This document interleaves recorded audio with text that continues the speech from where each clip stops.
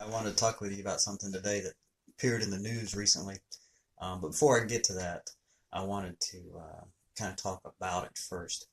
And it kind of relates to you and me because one of the things that we do is that we tend to think that we would be better people if we had better circumstances. If we had better circumstances around us, if we had better parents, if we had better environment, if we had more money, if we had a better career, if we had a different place to live in, if we had a different spouse, if we had better circumstances, that we would be better people.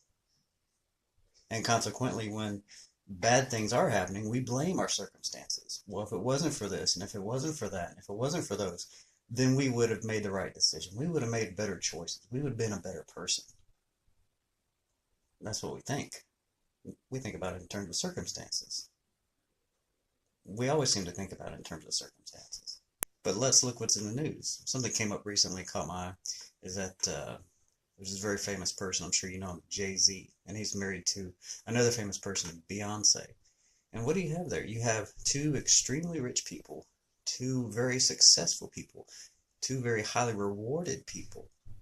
Beyonce, she looks like a model. She's got great talent. She's a mom to Jay-Z's children. Jay-Z's highly talented, very wealthy, very well thought of, lots of accolades.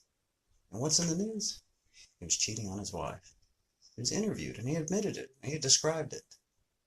See, this guy with all the perfect circumstances that anybody could want has fallen into this. It wasn't the circumstances. He had the perfect ones. Something else is going on. See, something else is going on. It's not about the circumstances after all. God's word in the Bible tells us something about where it's really at. It comes from Jeremiah chapter 17, verse 9. It reads like this. The human heart is the most deceitful of all things and desperately wicked. Who really knows how bad it is? You see what he's talking about?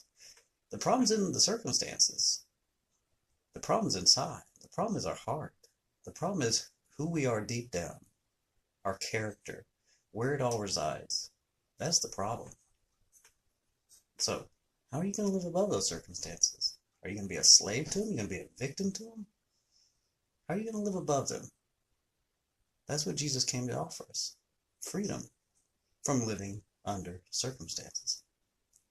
And I would say to you, that's the only way we're ever going to live above our circumstances. Let Jesus do it through us. That's the only answer. Everything else, we're just living as a victim of circumstances. Just responding, not living above them. Something to think about.